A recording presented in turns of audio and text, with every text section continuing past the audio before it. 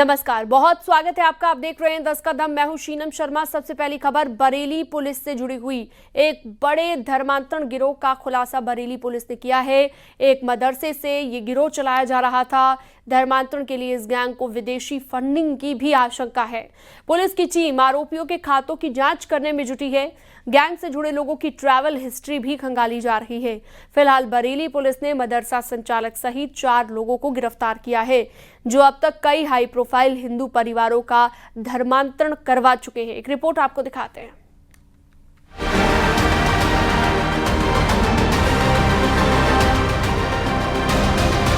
मदरसा संचालक धर्मांतरण का मास्टरमाइंड, मजबूरी के बहाने धर्म परिवर्तन की साजिश, धर्मांतरण गैंग पर शिकंजा, 4 आरोपी अरेस्ट। बरेली में थाना भोता पुलिस ने धर्मांतरण करवाने वाले गिरोह का भंडाफोड़ किया है। इस गिरोह का मास्टरमाइंड मदरसा चलाने वाला अब्दुल मजीद है। मुख्य आरोपी अब्दुल बरेली के फैजनगर गांव में मदरसा चलाता है। मदरसे में ही गिरोह के सलमान, आरिफ और फहीम के साथ धर्मांतरण की गतिविधियों को अंजाम देता था। धर्मांतरण करने वाले इस गिरोह की ट्रैवल हिस्ट्री संदिग्ध है। सभी आरोपियों के खातों में लेन देन की जांच भी पुलिस की टीम कर रही है, जिससे ये पता लगाया जा सके कि फंडिंग कहां से हो रही है। जांच चल रही है। अभी हम 3 ऐसे केसेस की पुष्टि कर सकते हैं, बट आगे चलकर जांच में भी और परिवार सामने आए। जितने भी इनके खाते हैं, अकाउंट्स हैं, उनको खंगाला जा रहा है। इनकी ट्रैवल हिस्ट्री सभी प्रकार से देखी जा रही है। अन्य एजेंसियों से भी हम पत्राचार कर रहे हैं और ये जांच पड़ताल करने का प्रयास कर रहे हैं कि किसी प्रकार का और कोई मुख्य कनेक्शन सामने न आए। दरअसल अलीगढ़ की रहने वाली एक महिला 2 दिन पहले बरेली के पुलिस अधिकारियों से मिली। आरोप लगाया कि दिव्यांग बेटे को इस धर्मांतरण गिरोह ने अपने जाल में फंसाया है। बरेली पुलिस ने 3 आईपीएस अधिकारियों की एक जांच टीम बनाई, जिसके बाद चौंकाने वाला खुलासा हुआ। बेसिकली अभी हमने 4 अभियुक्तों को गिरफ्तार किया, जिसमें मुख्य अभियुक्त अब्दुल मजीद नाम का व्यक्ति है। इसके द्वारा भूता थाना क्षेत्र अंतर्गत फैजनगर गांव में एक मदरसा संचालन किया जा रहा था और इनके पास से हमने एक सर्टिफिकेट बरामद किया है कन्वर्जन का, जिसमें इन्होंने 2014 में ब्रजपाल नाम के एक व्यक्ति को धन परिवर्तित करके उसको अब्दुल्ला बना दिया और उसके माँ और बहन को भी, एक को शादी के माध्यम से और एक को ऐसे ही धन परिवर्तित कर दिया गया। इसी प्रकार की लाचारी को देखते थे। जो हमारा पहले विक्टिम है प्रभात उपाध्याय, वो दृष्टिबाधित व्यक्ति है, और जो दूसरे विक्टिम है ब्रजपाल साहू, उनको शादी को लेकर कुछ परेशानी चल रही थी और उनका एक्सीडेंट भी हुआ था। उसके पश्चात ये जो गैंग है इनके संपर्क में आया था। और जो तीसरा लड़का है वो नाबालिग लड़का है और उसके भी पिता नहीं थे। पिता का सर पे साया न होने के कारण वो कुछ लाचार था।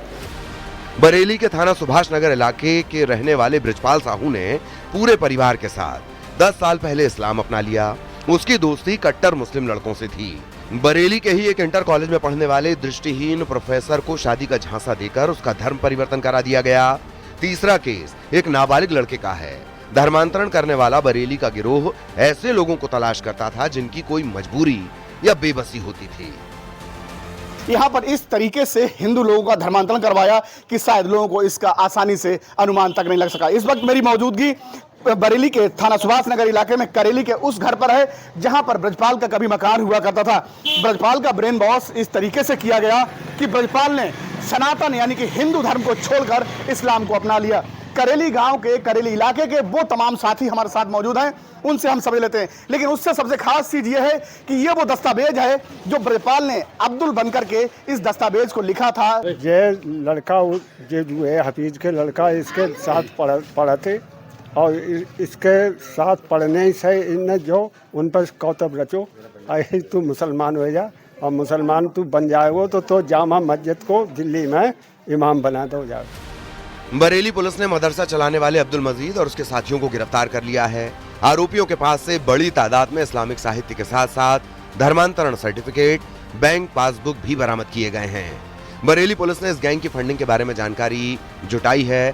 साथ ही ये भी पता लगाने में जुटी है कि अब तक कितने लोगों का धर्मांतरण इस गैंग के जरिए करवाया जा चुका है। रामविलास सक्सेना, न्यूज़ 18, बरेली।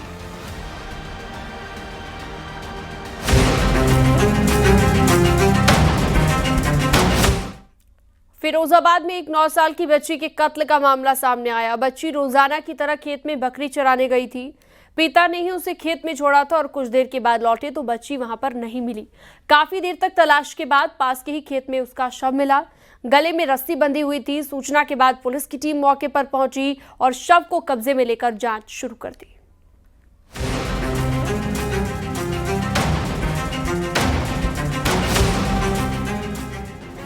फिरोजाबाद में 9 साल की बच्ची की गला घोंटकर हत्या कर दी गई। बच्ची को पिता ने खेत में छोड़ा था।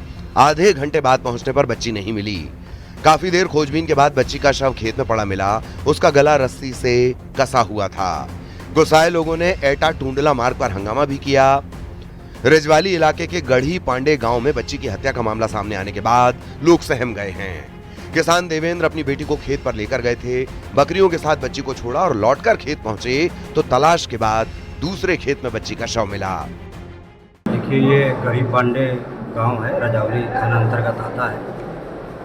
ये एक बच्ची है जो पर डे बकरी चराने सुबह निकलती थी। आज भी ये सुबह 7 बजे बकरी चराने निकली हुई थी। बाद में इनकी माता उठते हुए आई है तो ये नहीं मिली है बच्ची। तुरंत इन लोगों ने थाने पे सूचना दिया। तत्काल इसमें उचित धाराओं में उपयोग पंजीकृत करते हुए इनकी खोजबीन का प्रयास पुलिस ने शुरू कर दिया। वहीं जहां बकरी चराने बच्ची गई थी वहीं पास में ही एक बाजरे के खेत में बच्ची का शव मिला है। पुलिस को मामले की सूचना दे दी गई है, लेकिन सिर्फ 500 मीटर की दूरी पर थाना होने के बावजूद वहां से कोई नहीं आया। गुस्साए ग्रामीणों ने हंगामा किया। इसके बाद पुलिस की टीम मौके पर पहुंची। बच्ची का गला रस्सी से कसा हुआ था।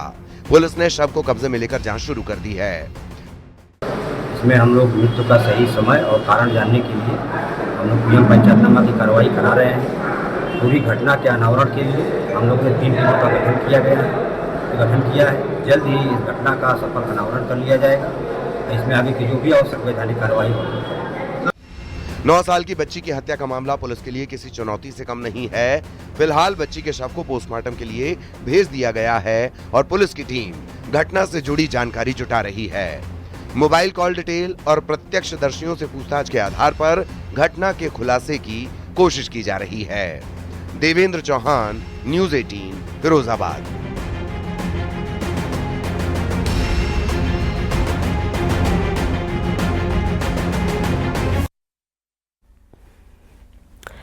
ग्रेटर नोएडा के बाद अमरोहा में अब एक महिला को जलाने का मामला सामने आया। यूपी पुलिस में तैनात एक सिपाही पर की पत्नी को जलाने का आरोप लगा। गंभीर हालत में महिला को इलाज के लिए दिल्ली रेफर किया गया। घटना के बाद आरोपी पति को गिरफ्तार कर लिया गया है। पुलिस जांच में जुटी हुई है। देखिए।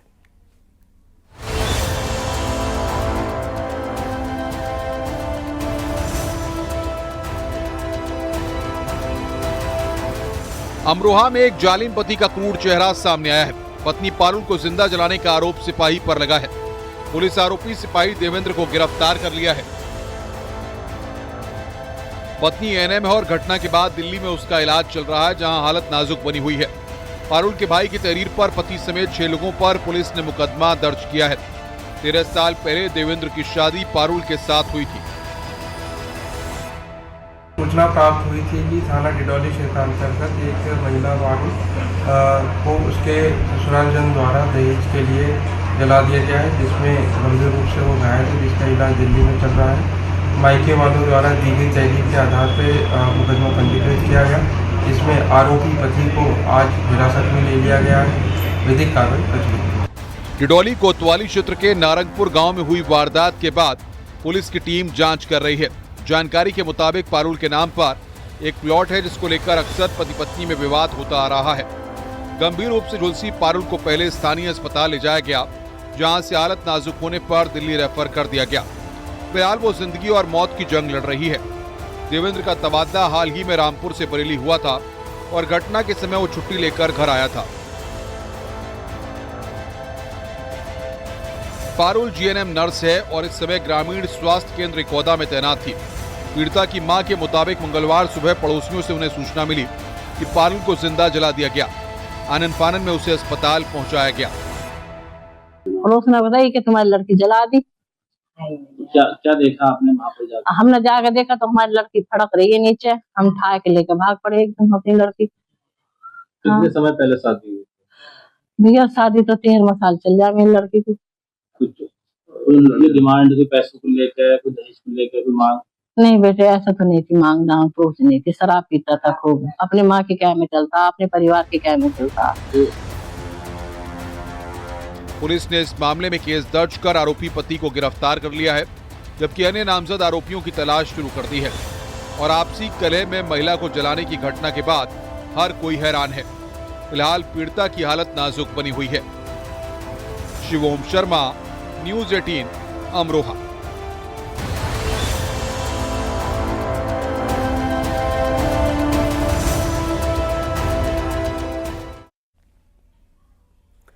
सहारनपुर में एक महिला की हत्या का सनसनीखेज मामला सामने आया। खेत पर चारा लेने गई महिला की हत्या गला रेत कर दी गई। घटना के बाद मौके पर पहुंची पुलिस ने शव को कब्जे में लेकर पोस्टमार्टम के लिए भेज दिया है।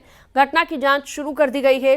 घटना के बारे में पुलिस को फिलहाल कोई ठोस सुराग हाथ नहीं लग पाया है। आसपास आने जाने वाले लोगों से पूछताछ के आधार पर कातिल का पता लगाने की कोशिश की जा रही है। देखिए,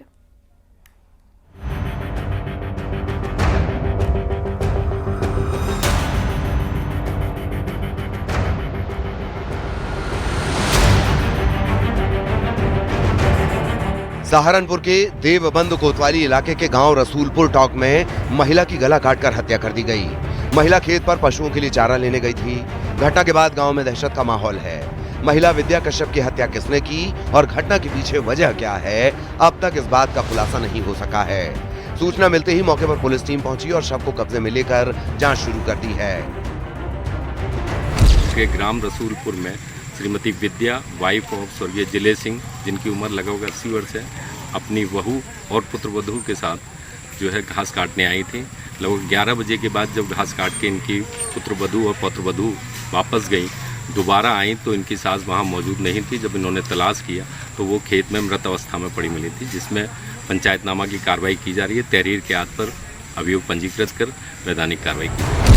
रसूलपुर गांव में हुई हत्या के बाद परिवार में मातम है और ग्रामीण सदमे में हैं। हर कोई घटना का खुलासा चाहता है और आरोपियों को उनके ठिकाने पहुंचाने की मांग कर रहा है। महिला की हत्या के बाद गांव में सन्नाटा है, लोग गुस्से में हैं और परिवार के लोग गमजदा हैं। पुलिस ने अज्ञात हमलावरों के खिलाफ हत्या का मामला दर्ज किया है और दावा कर रही है कि जल्द ही घटना का पर्दाफाश कर दिया जाएगा। पुलिस की टीम महिला के परिवार वालों से घटना के बारे में जानकारी जुटा रही है। आसपास के लोगों से भी पूछताछ की जा रही है। फिलहाल शव को कब्जे में लेकर छानबीन की जा रही है, लेकिन अब तक हत्यारोपियों का कोई सुराग नहीं मिल सका है। परिवार के लोग हमलावरों की गिरफ्तारी की मांग कर रहे हैं और पुलिस अधिकारी कह रहे हैं कि आरोपी जल्द सलाखों के पीछे होंगे। देवेश त्यागी, न्यूज़ 18, सहारनपुर। कौशाम्बी पुलिस ने एटीएम से छेड़खानी कर कैश उड़ाने वाले 2 शातिरों को गिरफ्तार किया। आरोपियों के पास से 6 एटीएम कार्ड बरामद हुए। शिकायत के आधार पर पुलिस ने कार्रवाई की है और बताया है कि दोनों आरोपियों के खिलाफ अलग अलग जिलों में धोखाधड़ी के कई मामले दर्ज हैं। दोनों अभियुक्तों के द्वारा पूछताछ में ये बताया गया है कि ये कई दिनों से अलग अलग जगहों पर, अलग अलग जनपदों में ऐसे ही एक ट्रिक के माध्यम से एटीएम में अगर कोई प्रवेश करता है और वो वादी अगर ऐसा है व्यक्ति है जो ज़्यादा एटीएम के बारे में जानकार नहीं है, तो उससे बातचीत करके बहला फुसला करते हुए उसका एटीएम स्वैप कर लेते हैं, एटीएम बदल लेते हैं और फिर जब वो चला जाता है तो अगले किसी एटीएम में जा करके उसके अकाउंट से पैसे निकालते हैं। तो पूछताछ में ये भी प्रकाश में आया कि इनके द्वारा कुछ अन्य जनपदों में घटना कारित की गई हैं।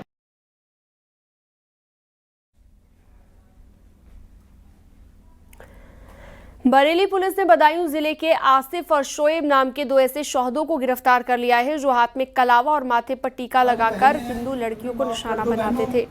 शिकायत पर पुलिस ने दोनों आरोपियों को गिरफ्तार कर लिया है। पुलिस के मुताबिक 1 सप्ताह पहले दोनों शातिर कलावा और टीका लगाकर धार्मिक कार्यक्रम में शामिल होने के लिए आए थे। तभी एक लड़की से छेड़खानी की। इसके बाद पीड़िता ने पुलिस को शिकायत कर दी। साहब, हमसे गलती हो गई, हमें माफ कर दो। सभी बहनें हमारी तत्काल 2 टीमों का गठन इन्हें ट्रेस करने के लिए किया गया था। टीमों द्वारा बाइक को ट्रेस करते हुए कल दिनांक 26 अगस्त को 2 युवकों को मय घटना में प्रयुक्त मोटरसाइकिल के गिरफ्तार किया गया है। इनके नाम आसिफ और शोएब हैं। दोनों ही थाना क्षेत्र वजीरगंज बदायूं के रहने वाले हैं। कड़ाई से पूछताछ में इन्होंने घटना कारित करना कबूल किया है। इन्हें आज माननीय न्यायालय के समक्ष पेश कर न्यायिक अभिरक्षा में भेजा जा रहा है तथा थाना हाजा पर अन्य आवश्यक वैधानिक कार्रवाई प्रचलित है। मुजफ्फरनगर में पुलिस ने करोड़ों की जीएसटी चोरी करने वाले गिरोह का पर्दाफाश किया। पुलिस ने मौके से 2 आरोपियों को गिरफ्तार कर कई फर्जी दस्तावेज, उपकरण और इलेक्ट्रॉनिक सामान बरामद कर लिया है। बताया जा रहा है कि 1300 करोड़ रुपए से ज्यादा के फर्जी ई-वे बिल भी बरामद किए गए। बरामद 120 फाइलों को जांच के लिए जीएसटी विभाग को सौंपा गया है, जहां पर करोड़ों के टैक्स चोरी की पुष्टि हुई है। जब पूछताछ की जाती है तो उन्होंने बताया कि एक Akshar recycling and waste management private limited नाम की एक फर्म है, जिसके माध्यम से व्हाट्सएप पे चूंकि जब जीएसटी का बिल क्रिएट होता है, जनरेट होता है, तो वो एक फर्म के माध्यम से जिनके इनसे कनाइमेंस है, उनके व्हाट्सएप पे आता है, जिसके आधार पर सारे पेपर्स ये तैयार करते हैं। उसके बाद इनके 18% जो जीएसटी है, ये सरकार को जाना चाहिए, इनके खातों में आ जाता है।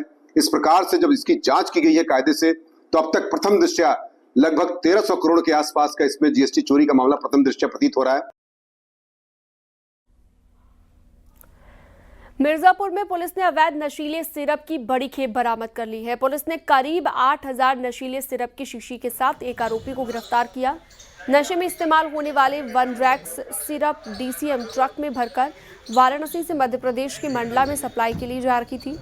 ट्रक में लदे अवैध सिरप की कीमत लगभग 20 लाख बताई गई। पूछताछ पर उसने बताया है कि वो जनपद मंडला एमपी का रहने वाला है और उसके साथ उसका जो डीसीएम का मालिक है वो भी साथ में था, जो मौके से फरार हो गया है। उसने ये बताया कि ये जो सिरप है वो मंडला में वहाँ पर जो नशे के रूप में, एडिक्शन के रूप में इसको लोग नशे के रूप में प्रयोग करते हैं, तो ये मंडला जनपद में सप्लाई के लेके जा रहा था और पुलिस द्वारा पकड़ लिया गया है। इसका जो मालिक है डीसीएम का साहिल नाम का व्यक्ति है और वो लंबे समय से व्यापार कर रहा है। बलरामपुर पुलिस ने हाल ही में एक बड़े साइबर ठगी गिरोह का पर्दाफाश किया। लिहाजा अब गिरोह के एक सदस्य सौरभ कुमार को लखनऊ से गिरफ्तार कर लिया गया है, जो कि मूल रूप से फिरोजाबाद का रहने वाला है। पुलिस ने अब तक की जांच में ये पाया है कि इस गिरोह ने लगभग 1 अरब 12 करोड़ रुपए का लेन देन किया है। इसके अलावा 85 बैंक खातों का पता लगाया गया है, जिनमें से 31 खातों में लगभग 24 करोड़ रुपए का लेन देन पाया गया है।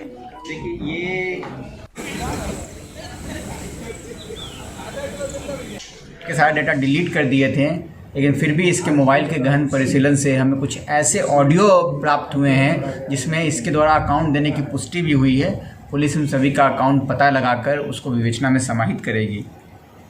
इसके मोबाइल से हमें 2 आधार कार्ड भी मिले हैं, एक सौरभ कुमार के नाम से, एक सौरभ सिंघानिया के नाम से, जिससे ये प्रतीत होता है कि फर्जी आधार कार्ड का बनाकर उसका दुरुपयोग करता था। और इसके साथ साथ इसके मोबाइल में हमें बहुत सी महिलाओं से अश्लील बातचीत के साक्ष्य भी मिले हैं। सहारनपुर पुलिस की अपराधी के साथ मुठभेड़ हो गई। टॉप 10 की लिस्ट में शामिल अपराधी बुरहान को थाना चिल्काना पुलिस ने गिरफ्तार कर लिया है। आरोपी के पास से एक तमंचा, एक खोखा और एक जिंदा कारतूस, कुछ कैश बरामद हुआ है। यह अपराधी हरियाणा, पंजाब, हिमाचल और यूपी में करीब 2 दर्जन से ज्यादा मुकदमों में वांछित थे और इसके बाद ये कार्रवाई उनकी तरफ से की गई है।